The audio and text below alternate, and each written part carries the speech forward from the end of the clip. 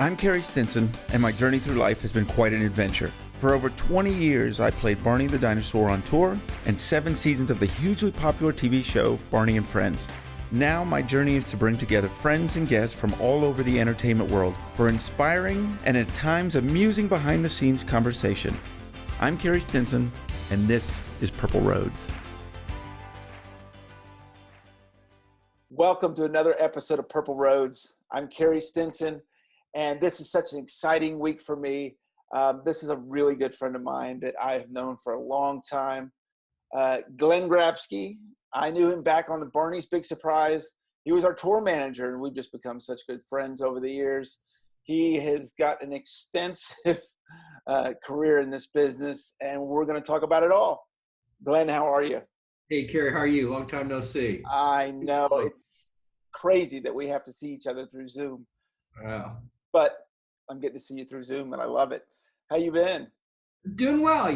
This whole COVID stuff is a little bit taxing, on everyone, but, getting along. Been in Tucson now for about 5.5 years.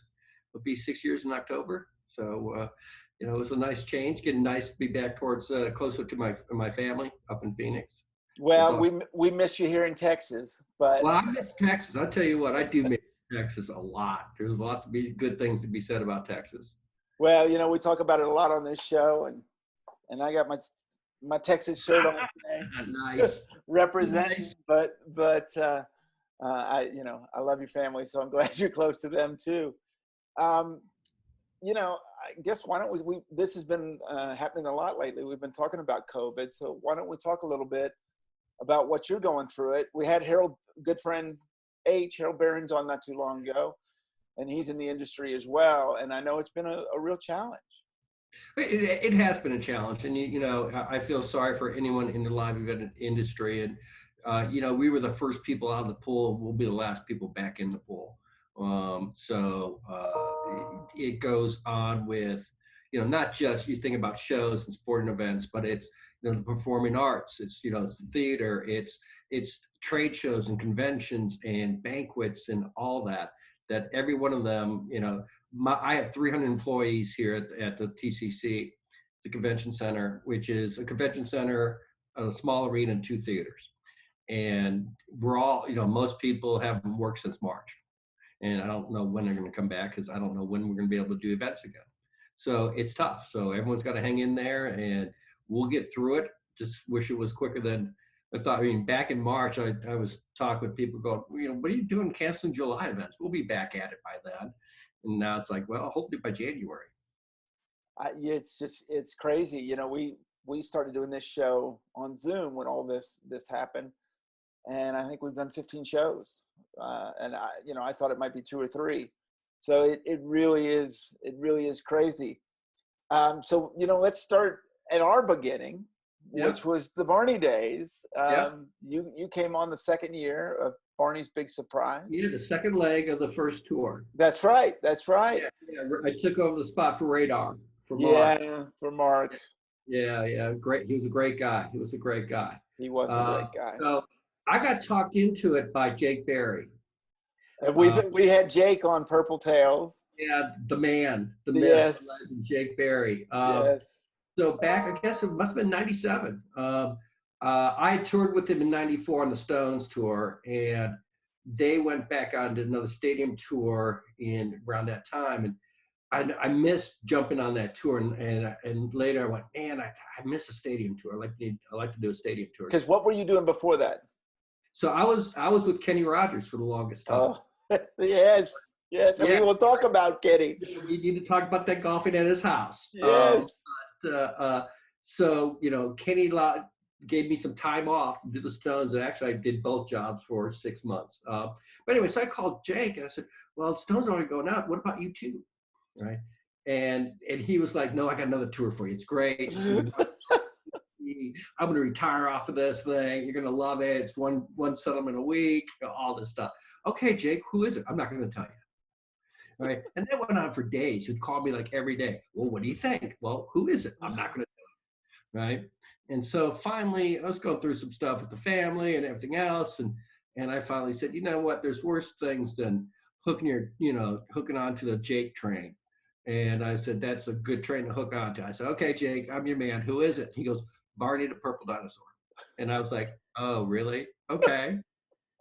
And honestly, I have no kids. I was divorced, no kids, never had anything. So I don't get it or anything else. And I remember being in Birmingham, Alabama during our rehearsals, getting ready for the second leg, and setting up my office and my road case and stuff, and the playback tape came on with Baby Bop and BJ on it, and I was like, what did I get into?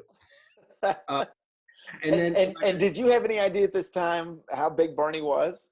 no, not a clue. Like I said, I had no kids, right? Nothing, so I had no reference point to it. Right. So, but I do remember then it was the next day or the day after that, I went on my first hospital visit and watched that. And I went, wow, okay, I'm starting to get this. And then I watched, then the first performance, and I went, okay, I really get this. And it was great. It was a great tour.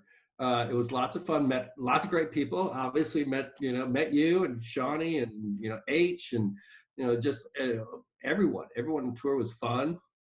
It was interesting touring with dancers and actors, which I've never done before. They're all great. A little bit different on a bus when bus food is now hummus. Really. Yeah, well, that was not me with the hummus. As people that know me know it wasn't me with the hummus. Yeah, no, I mean, from my background, there's beer and chips. Right. Most we got 2 food groups covered. Which but it was the crew bus, right? What's that? That was kind of the crew bus, right? Yeah, well, yeah, I was always, I was our bus. I was on your bus with right. with the cast and stuff, and Kathy Lloyd from the lighting person stuff. So yeah, so it was a good bus. But it was fun. It was a fun tour. It was a great place. Doing Mexico City was fantastic. We've talked about on this show about Monterrey. Oh God. Yeah, I even pushed cases that day. Yeah, we showed up in Monterrey, and there was no stagehands. Yeah, no stagehands showed up. Yeah, and so I can't remember, it was Jake or somebody turned to me and says, "You can start pushing cases," and I was like laughing at him. And he goes, "No, seriously, get out here." And I went, "All right." So yeah, pushing cases, and yeah, it was if I remember right, it was like an amphitheater, like you see here, the Live Nation amphitheaters in the States. It was exactly what that venue was. But it was also like 100 degrees.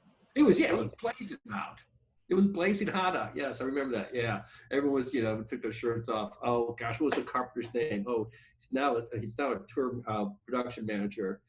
He has. Is it Seth? No, he has a big.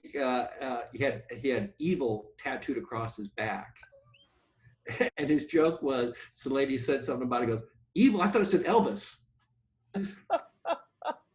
He always wanted to be. We talked about it for a long time about he wanted to become a production manager. I believe that's what he's doing now. So good for him.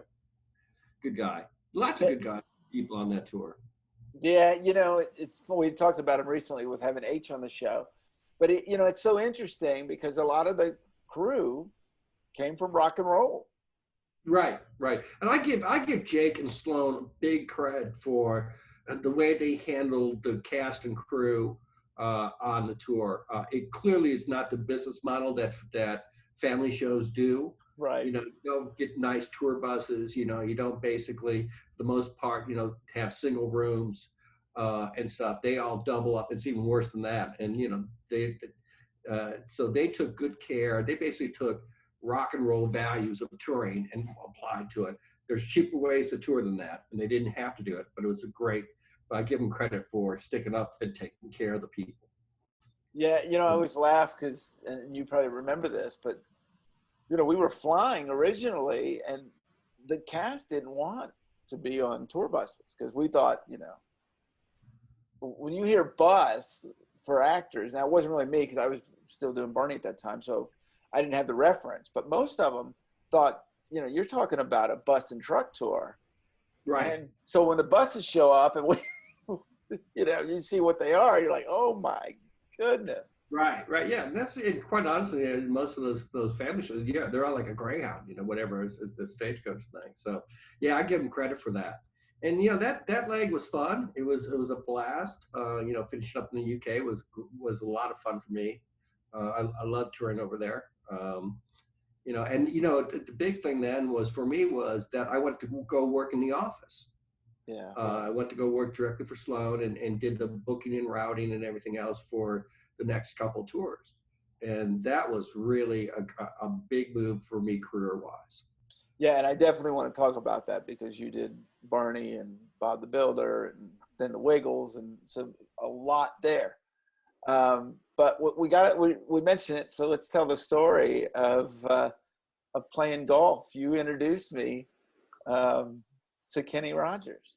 Yes, yeah. So we were in Atlanta, right? Yeah, And I called up to KR, and he built a golf course in his front yard.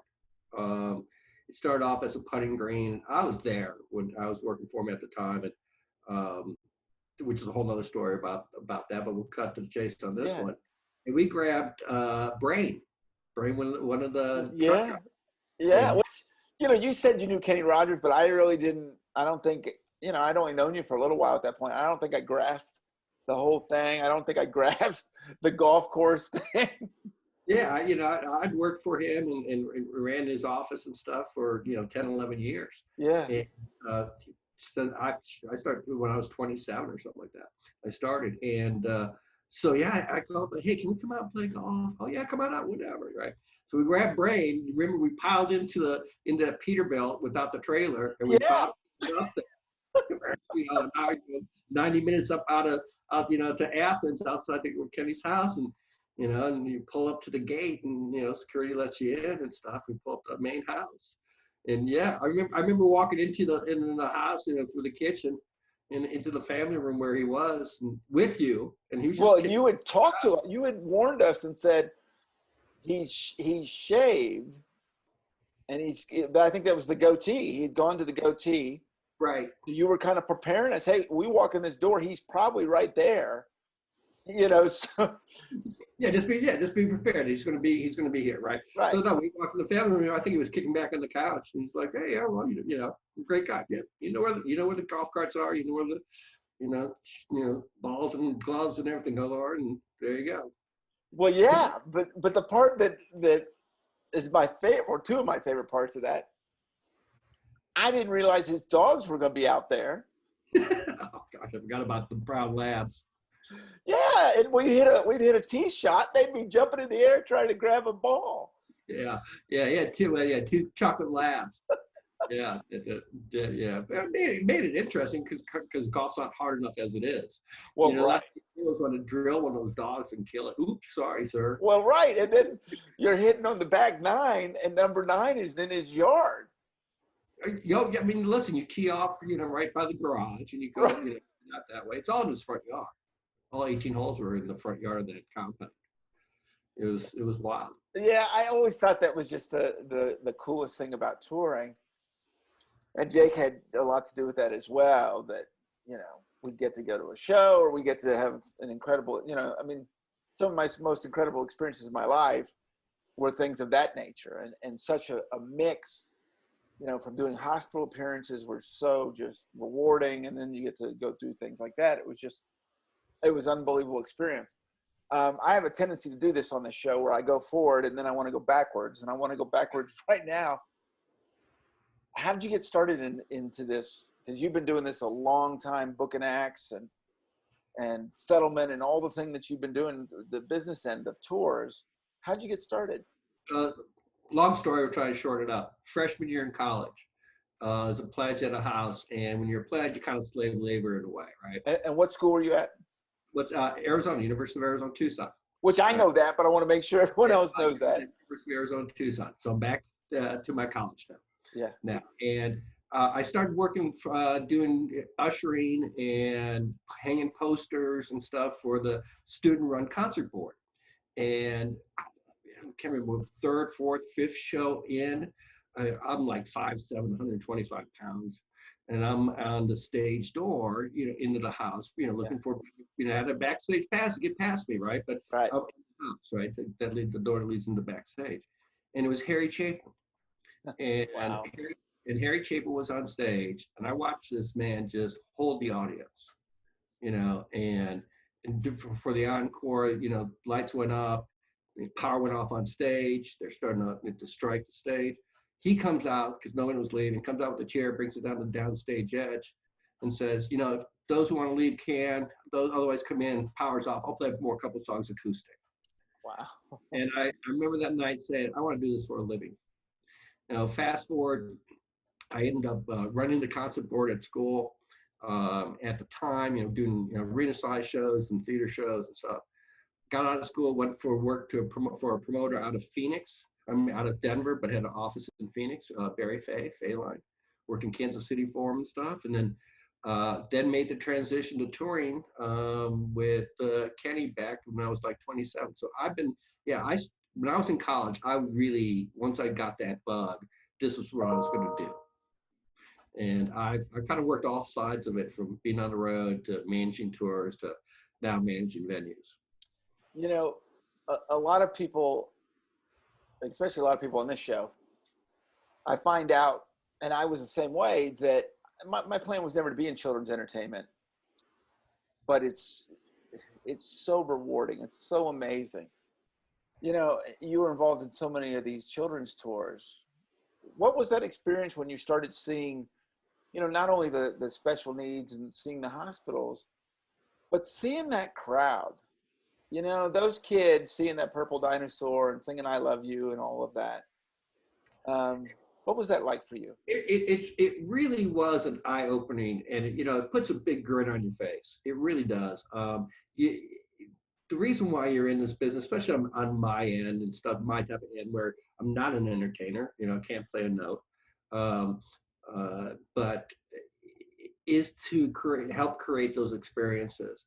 And you see these 2 to 5 year olds just in awe, big saucer eyes, and singing along, and just, and that's real to them. That's real life up there.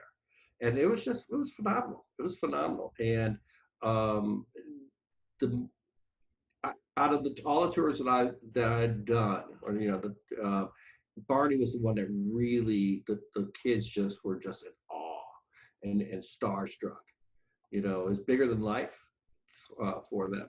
What challenges did you have with, and we can use Barney tour, that you didn't have in like Kenny Rogers and those tours that you had with kids shows?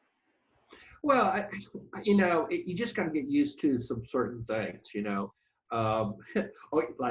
contract says you can't sell beer. That I didn't the third city. Oops, sorry, I didn't check. I used to brief the ushers before the first performance of what to expect, what we allow, what we don't allow, that kind of thing. And I used to always kind of joke with them, saying, "Hey, listen, when you're walking around the concourse, look down, because you're not going to see our patrons. You're going to put them in the next week if you don't watch out for it." I think overall, it's not necessarily the audience and stuff, that type of challenge with that.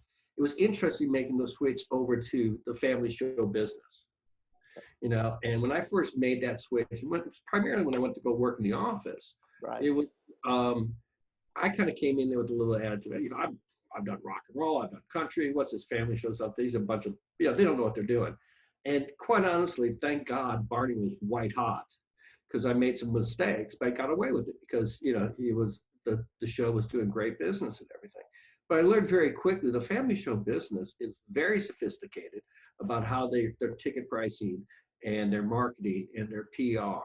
They have it down to a science, especially companies like Feld Entertainment and everything, which is a whole other subject. But it really was. It was a lot to learn. I grabbed it. Luckily, I grabbed it fairly quickly, and was able to jump into it. But it was funny. I was like, "Oh, these bumpkins." And I just done my. Well, I've talked to Harold about that too a little bit, right? Those are all rock and rollers, with the Stones and AC/DC, and they were all shocked at, how big the crowds were and how loud the crowds were. Oh yeah, lots of decibels. Yeah. Oh yeah, it was. Yeah, the kids would be screaming like crazy, and it was fun. It was fun to watch. It was fun to go out in the crowd when the curtain first opened and all, and it had the energy of any rock show. It, you know, when we had the curtain, it was really wild. It was fun, and it was also watching the parents watch their kids. You know, that's a big part of it too. And because they're just, you know, the kids are into it and just glued to the stage, and you're watching the parents watch their kids with big smiles on their faces. Well, and that's one of my favorites, and I've seen that a lot over the years. You know, probably especially fathers who went to shows kicking and screaming, Right. and then Right. their child is watching, let's say, "I Love You" song, and looks over and kisses their dad and says, "I love you, Dad," and you know, it turns into one of the most incredible experiences. And they're like, "Oh, now I get this, right?" And Right. and I think that was you know, because what parents have to go through to take a kid to one of those shows, you know, especially those Saturday morning shows that were early, and you know they're getting up at 5 in the morning, and then they got to load the kids up, and I mean it's an ordeal to do something Yeah, like that. you know, it's a lot. I used to call the Saturday morning shows the single parent tour shows. That's where you must have seen that where you know dad or mom has the has the kids that weekend.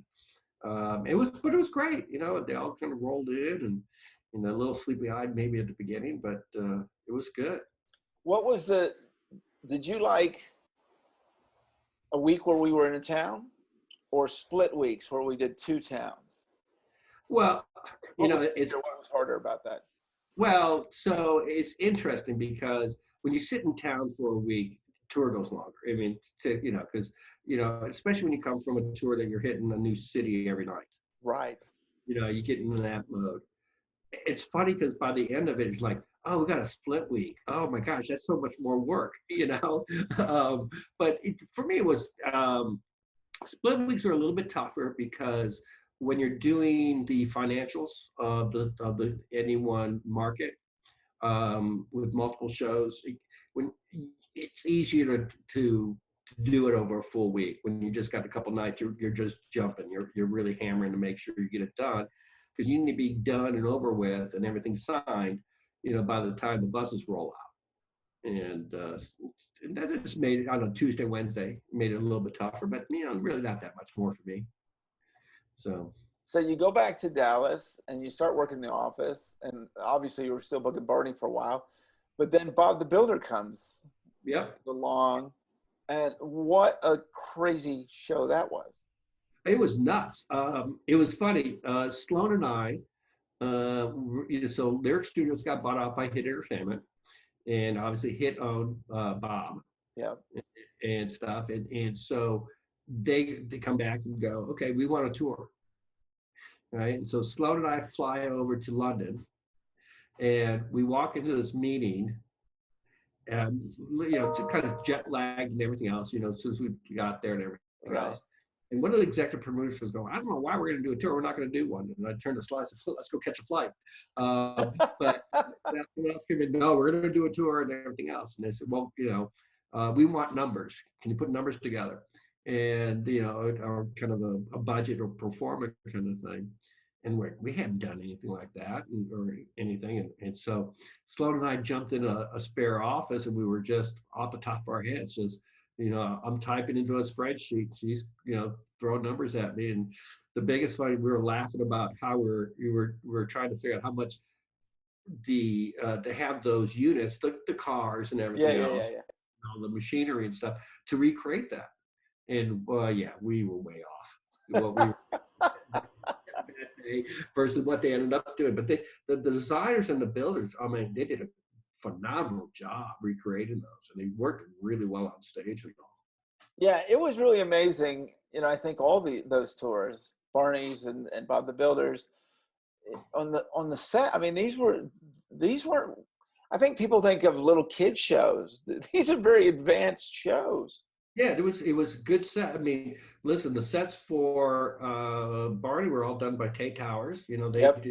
Tate does you know everybody. They do all the big tours, all the big touring stuff. They're a huge company now. Winky running that now, but Mhm. Yeah, and then the Bob the Builder show was different because we ended up playing it on the floor. So it was not on a stage. The only way to do it was to recreate a thing where you're basically using the size of a hockey. So that's like one of the ice shows, like Disney Yeah, Ice. it wasn't on ice. Well, no, but you would use the same coverage. Yeah, it was about maybe it was a little bit larger than that. Okay. Probably by maybe a third. Because most ice shows, like if you think Disney on Ice, their capacity is it's almost half house. Okay. And this had to be a little bit more than that. So it made it a little bit of a challenge when you're setting up the box office when you're ahead of time. And we're trying to guess, ticket prices, sight lines, all that type of stuff, which seats to hold, which are good seats, that type of thing. But, once you take a good guess at it, you make your changes when you start doing rehearsals. And then a couple shows into it, you learn your lessons on what you didn't get right and you correct it. And on the next shows that you put up on sale. Is it different? These are questions I've always wanted to ask you, so I'm asking. That's all right. I think people find them fascinating too. Are sight lines different for a rock show compared to a kid's show? It all depends on what the stage is. I think. Do you have to make it like? I think isn't there a difference between an adult who knows on their ticket that their sight line might be compared to how do you explain to a kid if they can't see? So we're really good. We're really strict. If I remember, like with Big Surprise. We had a certain point done on when we sent a CAD to a building. There's one point so far up from the downstage edge, and at that point it's 120 degrees or whatever it was. That's your sight lines, right? And a building would drop that into their CAD of their building, and we would pretty nail it. The other thing that was interesting with Barney and stuff was you scaled some stuff back. Because we were playing some fairly big arenas, and if you're selling that back row to a 2-year-old, Barney's, he might as well be on television, right? Up in the top row and up in the 300 level kind of thing. So we approached that way. We're smart. We wanted everyone wanted to give a good product for a decent price, and I think it was a good value for the money. Can you think of and I know this has been a while, so don't worry, and I forget stuff all the time, so don't worry memory-wise, but can you think of a building that was challenging for whatever reason, getting the set in there or sight lines or anything like that? One specifically? I know when I talked to Harold about this. There's a few, luckily for getting a set in and everything, that was H's problem, not mine. Yeah, and he talked about Toronto, the Sky Dome. The Sky Dome it's funny because I would think besides the rigging there, there's so much room in there. I would think it's pretty easy. I can't remember how we addressed the cutoff. They have a curtain there that they hang or what, but playing the Sky Dome was interesting. Well, he said the kids were put on the stage. Oh yeah. Can you it's like, you almost need T-shirt bouncer security up front. Trying to keep away from having big beef up there, but sometimes you almost need it because parents love to put their kids up on stage, 5 feet up. Here you go. It's just like that's a little dangerous, or especially when you put a kid in there and also they go running, upstage or like, I want to find Barney. Oh gosh, yeah, we had a few of those, didn't we? Oh gosh, I forgot all about those. I know. I think it's hysterical. No, but for me it was interesting because I spent, especially for a week, I spent so much time talking to arena managers and the box office managers, and all throughout the week, during the stuff, and it was great. I learned a lot from them, and which I was able to take when I made the jump into booking it. I knew what they were looking for. I knew what type of deals, what were their items that they needed to cover to make it work for them, which was half the battle when you're cutting deals. So what was the difference for you going from on the road to now you're booking the show? It was interesting because I wanted to get off. You get to this point, it's like, I can't be on the road forever, so I might as well get off now. Yeah. Well, the biggest difference, I think we were kind of laughing about it before, I turned 40. sit Hmm. behind a computer, and within 6 months, I'm wearing glasses. I'm going from 175 on my way to 230. You know, I partially blame you, Carrie. It was too many snuffer nights. Uh, Yeah, I'm not sure what you're talking about, and I got the glasses now too, so I'm with so you yeah, there. it was interesting. Also dealing with in a corporate structure, even though Lyric Studios was a very uh, great place to work, and it wasn't a stiff corporate culture. But yeah, also you're doing meetings of this and a meeting to make a meeting. It's like, and when you're on the road, you have to make a decision in 10 minutes and live with it. Right. You know. But it was great. It was a great learning curve. Obviously some great people working in the office. Another good friend now is Tom Greenwood, who is in the office. Joyce and Debbie and all this. And it was a great experience from basically day one to the very end. It was great. Yeah, I mean, we can talk about the people forever. I mean, so many wonderful people, and I think that's has a lot to do with why Barney was so successful Yeah, and I would on all be, sides. and we shall not forget to call out Randy. Yeah, of He's course. Randy is was uh, unbelievably great help for me, and what a great mind and imaginative and knew the business inside and out, the TV business. Well, and Love. yeah, obviously he did a lot for me too, and very thankful to Mr. Dalton. Yes, Mr. Dalton. Yep. Hope he's doing great. Yes, yes. So all of that prepares you to go with our Purple Road friends, the Wiggles. Yeah. So Sloan and I, yeah, was it 2005, 4, 5 ish? We decided to go direct, just straight with the Wiggles, and we opened up their U.S. office, which was a small little office in outside of Dallas, and did their touring there. And that was interesting because it was, one day you're out, setting up box offices and setting up box office builds and touring and setting up booking, routing, and stuff like that. The next day, you're back in the warehouse making sure that certain products came in on time, or wrapping a pallet that needs to be shipped out. So, but it was fun, and the Wiggles were great. All those guys were fantastic to work with. I kind of laughed. The only thing that was troublesome is their home office is obviously Australia. So, it inevitably you have like a long day and you go home and it's 5, 6, 7 o'clock at night. Also, you start getting phone calls from Australia. What about this? So your days are a little bit longer, and it's like, all right, fine. It was great, but they were all sensational to work for, and a great message from them too. Yeah, and they're still going strong. I just had Emma Wiggle on, uh, and the new group. I love them just as much. Anthony's still there and still rocking and rolling, and I think it's amazing what they've done. Well, good. I'm glad that they're still going. Still going. That's great. I haven't had a chance to check up to see how they're doing or anything. Well, I Uh, learned the whole Australian thing too because we had to do an interview late at night for for early morning. right. And well, they've been affected like everyone with the touring, Right. same thing. And I think it's an interesting part that they become very creative as well, shooting all kinds of videos and doing all kinds of different things to still stay interacted and connected to their fans. Yeah, I understand Australia didn't get hit as hard with the COVID stuff as we have. A little bit easier to isolate an island. The To the point where I actually hear that there's some buildings looking to reopen or starting to do some, lesser capacity events, which is great. Let them, we'll learn from how they do it. So when we're ready to do it, we can follow suit.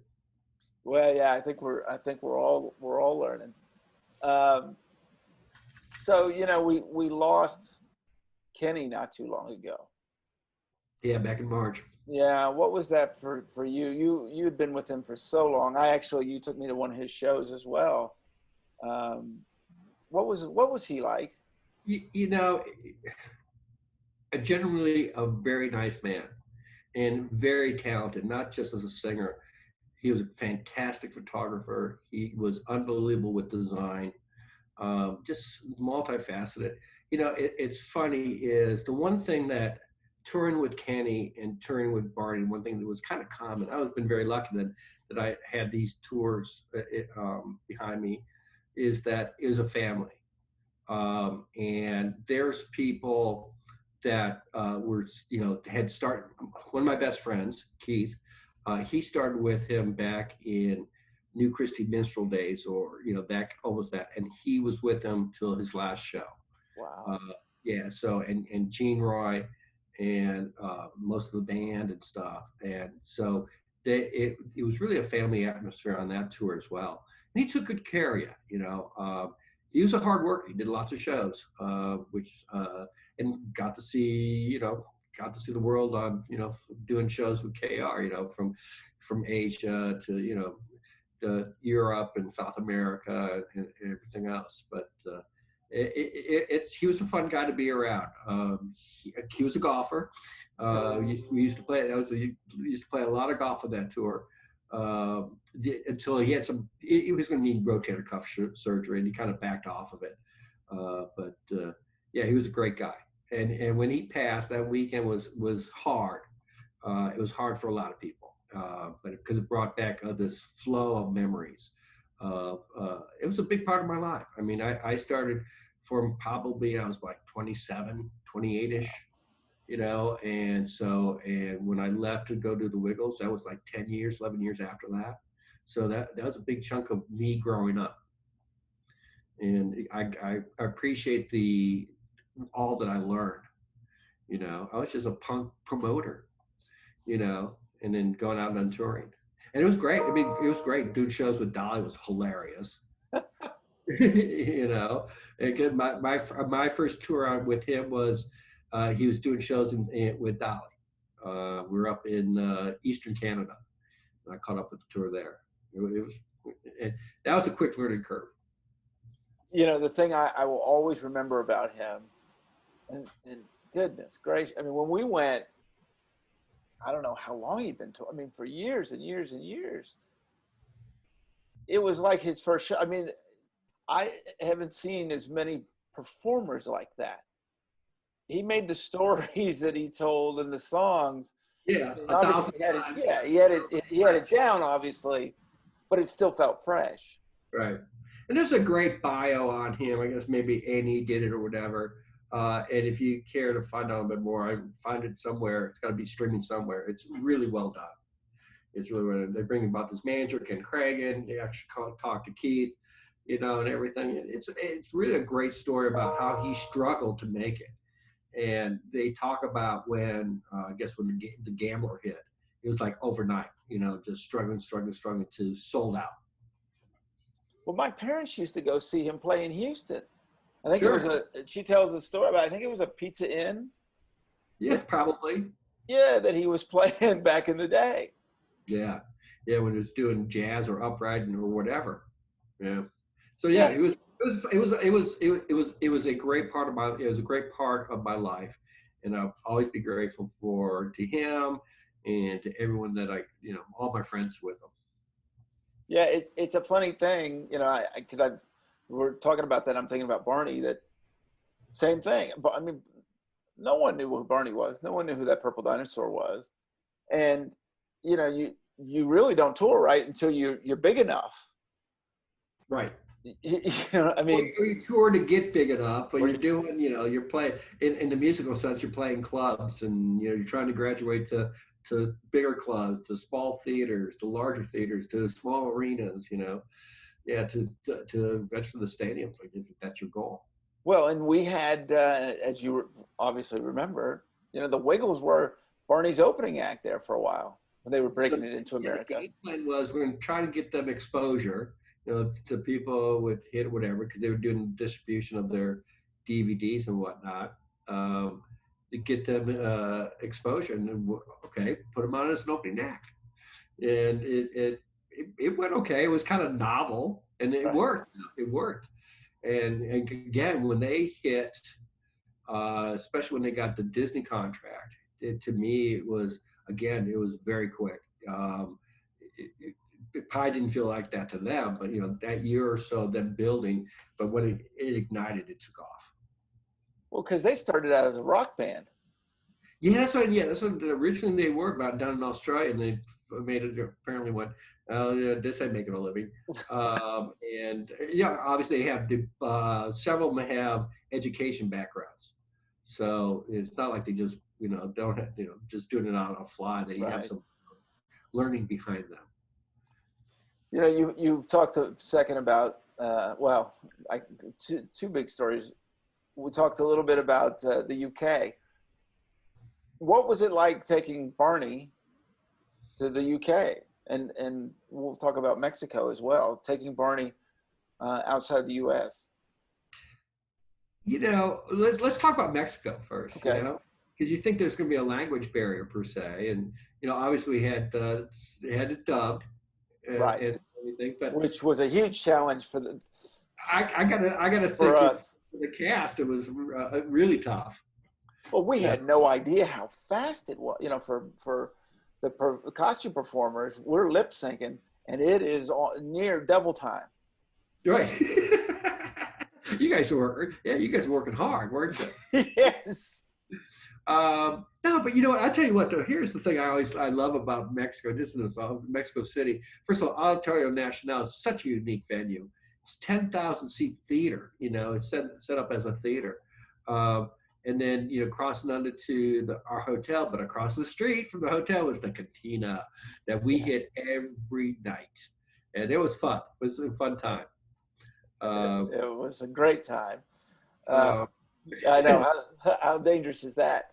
It was dangerous. And that's the thing about touring like that, where I call it a per diem burner, where you're sitting in a hotel every night as opposed to moving down in a bus to your next city.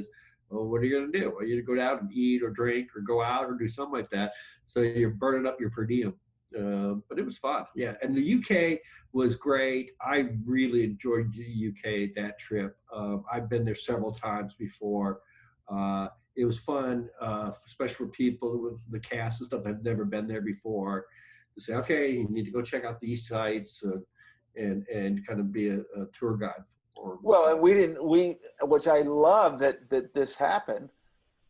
We basically flew over there, and then from there it was buses and trains and all of that. Yeah, I think we did some train stuff too, didn't we? We did. And I think, if I remember correctly, so when we're playing London, we're out at Wembley, and we're staying down in Kensington, right? Yeah. We were taking the subway out there, weren't we? I think we were. Yeah, kind of thing. As much as anything, yeah, it was fun. As we talk about it, you know that most of the time in the UK, my free time, I was training for that marathon you talked me into, and so I was every time sightseeing, I'm lacing up my shoes and trying to put in 15 miles.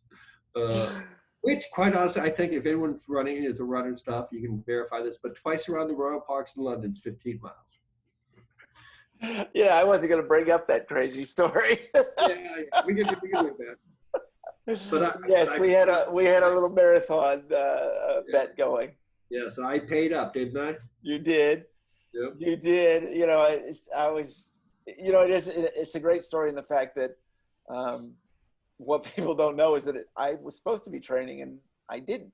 But I was running around in a Purple Dinosaur costume, and that kept me in really good shape. So yeah, you could say, "Oh, I've been in the suit. I don't need training." And I'm like, "No, you don't know what it's like. 13 miles, your body starts changing, and oh my God, your brain starts getting weird on you, and all this kind of stuff." Oh no, I'll do it. Yeah, I paid off. Well, you also didn't realize that my brain had been weird for a long time. So do you remember what your time was? Like 3 hours 20 or something like that? Three somewhere in that range, 20, 27. Yeah, I think you qualified for Boston. You ran it back. Yeah, I also said, check. Yeah. I never needed to do that again. Yeah, I remember you guys laughing at me because I'm like, right over 4 hours, and there's this older gentleman passing me at the end, So. Well, let me tell you, anyone that's run a marathon is kudos. I mean, it just it's really cool. The training for it is about as cool as running it too. You mentioned Mexico. I want to talk about that for a second. A couple things. One, we played there 2 weeks.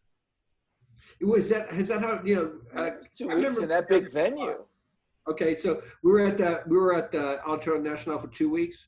Yeah, Yeah, it was a long time, wasn't it? it was Yeah, a I long time. remember that. It's one of the hardest shows I've ever had to do, for a couple reasons. One, we had to have uh, the altitude kicked my butt Yeah, yeah, that a I lot of had people don't know yeah. there, and and two, that that venue, when you went out on stage, you were out on stage by yourself at the opening for 15 minutes, and no one could get to you. So they told me, hey, once that curtain, we won't be able to see what you're doing for 15 minutes, and then we'll be able to get to you.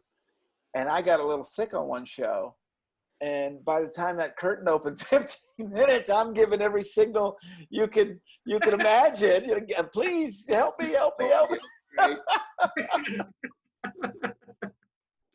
But Yeah, another thing I wanted to ask you about with Mexico is, and a lot of people talk about that they're, I don't know what you want to call it, but the merchandise that the locals make, yeah, the bootleggers. the bootleggers, is pretty Yeah, well, yeah, amazing. for using a U.S. term. Yeah, so when you approach the theater, you came underneath that underpass and you came up to that park and you're approaching, and it was just packed with people selling Barney stuff. A lot of it was homemade. It wasn't like they bought it and resold it, so obviously it wasn't licensed product. Some of it was pretty good. So you would get some of the cats occasionally and go, "Oh, look at this backpack I bought." Like, don't do that, please. Yeah, it was pretty good. Yeah, but yeah, it definitely diminished, put a little bit of a hurt on merchandise sales at the show. But yeah, it's all over the place.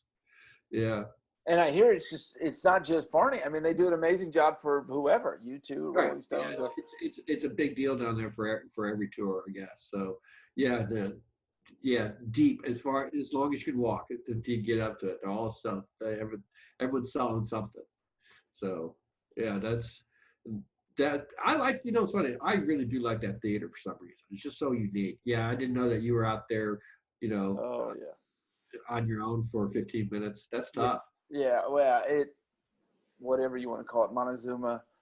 I Yeah, had the revenge, and and I was warned that it could happen. So it's no one's fault. But boy, was that an exciting 15 minutes of my life. yeah. Well, the second time down there is when I got food poisoning, or maybe it was that time. I don't know. It Well, was that time. I remember that. Monterrey. It was the flight from Monterrey Yep. to Mexico City, and I said, "Oh, well, we're on an airplane. The salad's gonna be okay. I'm gonna eat the salad." Yeah, boy, that night, man, I wanted to die to feel better. Yeah. It was Oh yes, I know. yeah. So you get the chills and the sweats and the chills and the sweats, but it was good. But then after that, it was fantastic. And same for me. It's when I got over mine, same deal. You're like, It this was is an fun. amazing place, and I think the culture, just meeting all the people and seeing the traditions and everything was just incredible. Yeah, the whole touring thing, that tour was great. I mean, in the U.S. stuff, and thinking back, you got me thinking about different buildings and stuff. But just little things that come popping back in your mind about little funny anecdotes, and some of them probably should never be discussed again. But But it's all good. probably. So you leave that and you go to Charlotte. Yeah. So when I was doing the Wiggles, and I got called by, at the time it was called AG Facilities. They do venue management, and they had a deal with the arena in Charlotte where the Hornets play, Bobcats at the time, to just go in there and book the arena. And it was fine. I'm like, okay, my career, I'm not going to be able to do this family show stuff for, how long is that going to last? It's Right. time for me to make, well, because I always thought at the end of my career, I'll be in a building. Well, here's my chance to make that move. And I did. The timing of it, I wasn't great for Sloan. She was about ready to have some surgery, but I had to jump in, and I did. And so I was there for 6 years or so, and that contract was not renewed by the team. They ended up going with a competitor, And so fast forward, I get hired by a company called SMG. They get the opportunity to go to Tucson, and I'm not kidding you. I remember as a kid, 25, 26 years old, as a promoter, doing a show at the Tucson Convention Center Arena, sitting in the director's office, settling the show, thinking to myself, you know what, when I get old and ready to retire, I'm going to move to Tucson. I'm going to run this building. I'm going to play lots of golf, and I'll have all the shows I want, right? Because at the time, the size arena, everything played there. So I get the Tucson job. I walk back into the building. That same table's in my office. And somebody says, "Oh, you need a new table," and I said, "Nope, that table's staying." And to the point too, as I walked in and was walking around, um, introducing myself to the staff and stuff, and I walk into the box office, and there's someone that still working in the box office that used to work there in the '80s, Wow. and I'm like, "Donna," and she goes, "Yeah," and she goes, and at one point she goes, "Yeah, I was at your wedding," and I went, "Wow." She goes, "I still have the champagne flutes." And so my reply was, "Well, you can go smash them, and I'll buy you new Isn't it unbelievable how small ones." world it is? Yeah, so I'm back. So I'm back to it now. I'm playing, not playing maybe a little bit more golf during COVID, but Right. working, working lots of hours. It's Well, I a want to great. get there. I want to go back for a second because Okay. you mentioned the Hornets, and who was with the Hornets at the time? Well, Michael Jordan. Michael Jordan, and how cool is Right. that? It was interesting because, again, the small world kind of thing. When Michael officially took over major ownership of the team, he went around and talked to all the, all the employees and stuff, and came by my office and started talking. I said, "Well, Michael, we've met before." And he's like, "What?" I said, "Well, you used to go down to Kenny's house and do that TV show, that weekend thing, play basketball and tennis and golf."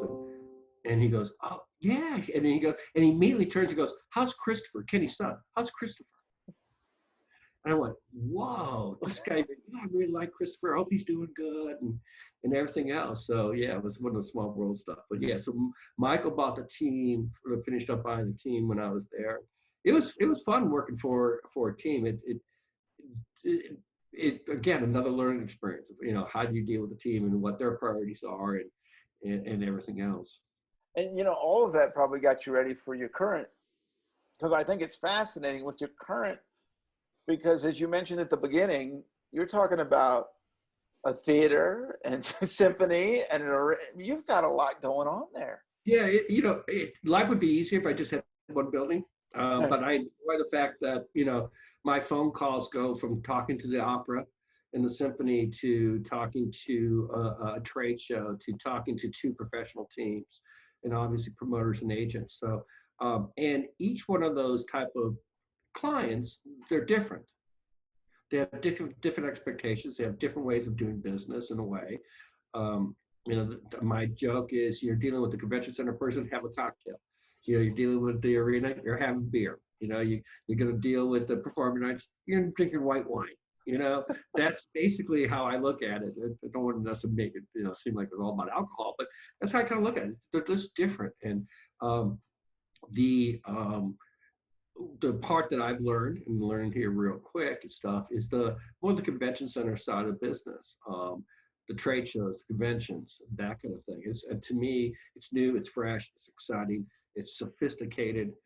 There's a lot to it. So dealing with hotels and that is that. I'm serving on the board of our local convention and visitors bureau, Visit Tucson.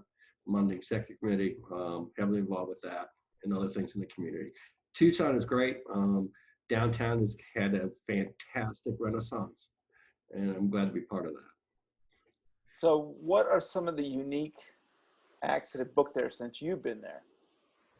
Well, I'll tell you what. There's two things I'm proud of here. I'm a business guy, right? So when I got here that year, they had 5 shows. Last year we had 31, right? Wow. So that's a nice uptick, right? So we're getting more and more shows in here. Doing some campaign rallies was interesting. I can imagine. So yeah, Trump was interesting. Um, I can imagine. we almost lost the doors, and about when we were about to lose the doors, Secret Service cut the mags, cut anybody going through the magnetometers, right, from metal detectors, the mags, and we had about 100 people between the doors and the mags, and I started screaming orders about how we're getting them out of the building and how we're going to exit the building when this thing's over with and everything else. And I start just barking orders to the first officer I see. What I didn't realize until later was he was the brand new police chief. I finally had to go up there afterwards and say, "Oh, sorry, chief. I was giving you orders." These people are going out these doors, and when we get finished, these people are going out these doors, and we're going to set up officers here, here, and here, and stuff. And oh yeah, so it's like, oh, sorry, sir. Um, but oops, look at the collar first. See how many bars they have. Because you're dealing with shows all ages, right? So you Yeah. still got family shows that come through there? Yeah, lots of family, obviously Disney on Ice and stuff. So we got all the valid stuff, Monster Jam and all that. And we have a lot of ballets and stuff as well, and other families, smaller family shows in the theater. And you've had some rock shows, right? Yeah, we play Elton. We play 21 Pilots, 1975. We play a few things. Obviously. Did the Abbott brothers play there? Yeah, we had Average Brothers here. That was one of the first shows when I was booked already before I got here, which was great because they're from North Carolina here. Yeah, big fans. Yeah, I'm remembering them and telling. We were talking about the show they did in Charlotte on New Year's Eve, where a mirror ball was hanging from a truss and the rigging broke and went right through the stage that night. That was interesting, but the show went on. But yeah, it's great. But so at any one night, though, on any Saturday night, we will have 3, 4, up to 5 things happen at one time, from a hockey game and a symphony, and somebody's wedding reception, and something else. So it makes for crazy nights. Well, one thing I know about you, and people that know you are such a huge music lover, and have such an appreciation for it. And probably, why you've done what you've done over these years. What acts have you been, and we can just talk about at your current place, that you were excited about musically? Well, it's interesting. I've yet to do, and I unfortunately won't be able to do, I have 2 acts that are now my favorites, all right? Okay. But first, there's actually see no matter what, the Stones, obviously, right? Love the Stones. But for me, musically, one was John Prine, who just passed away. Right. I would go and catch him. It was always great because I would catch him as a fan and leave. The other one is Robert O'Keefe, and which we saw together. Yep. Love Robert O'Keefe. So to me, both of those are those shows were always for me religious experiences, and I love doing that. So. I was supposed to go see REK right at the beginning of COVID. Obviously that was one of those things that got canceled out. But I like shows. 21 Pilots was really good. Those guys are great entertainers. The thing about shows that I like more than anything else is that right before the lights go down, and the hall's packed. So, heck, Bad Bunny. I don't care who, right? Migos. That vibe in the air, that electricity in the air, right when those lights go down and the crowd goes up, there's nothing like it. There's nothing like it. I don't care who's on stage. It gets me. Never gets old for you? No, gets me every time. What's your other favorite thing? I I love when hockey games don't go into overtime. How about that? Now that sounds on the business side there. Yeah, usually by that time of night, you're like, okay, I've been here for 14 hours. It's time to start wrapping things up. That kind of thing. No, I like dealing with people. There's a lot that goes on when you work for a venue now. It's about safety. Safety is the biggest thing, and you want to be safe and create the safest environment you can for people. It's now going to be a little bit more, another layer is going to be added on to us, when we're trying to present a safety as far as disease goes, communicable diseases. So, before was the challenge that 9/11 created for venues. This is just going to be another layer. And we'll figure it out. We'll make it happen. Well, we always do. And I know they're in really good hands with you in Tucson. I have been wanting to get you on here for a while, and I am so thrilled that you had the time to get on here and do this. Well, I hope I haven't bored anybody yet, but no, yeah, and you're lucky because usually I ask someone to sing, but I won't make you sing. You know better than that. You absolutely know better than that. If you're going to ask me to fire up my stereo behind me and crank it, but I got my other one upstairs working. One of the greatest things that came out of that Barney tour for me was meeting you and our friendship over the years. And it's Zoom, but it's still awesome to see you. And I'm getting to see the Van Dyke. Yeah, you like that? This is my Boyd Dyke. I'm growing out there in Coboyd. So I was kind of for solidarity for my peeps. So I'm going to shave it when it's over with, but I mean, it may be that way down to here, unfortunately, at that point. But he carried the same thing. You and I became best friends. I love your family. Close with your family. Love your dad. Give your best to your mom for me. Well, thank you, and I love your folks as well. And I look forward to getting some jokes from your dad soon. Sorry, you're gonna get them. I can't wait. Well, thank you so much, Glenn. All right, Carrie, great seeing you, man. Hey, it's great seeing you. Thank you so much for watching Purple Roads. Remember to keep your eyes, ears, and your heart open, and you'll find your Purple Road. We'll see you next week.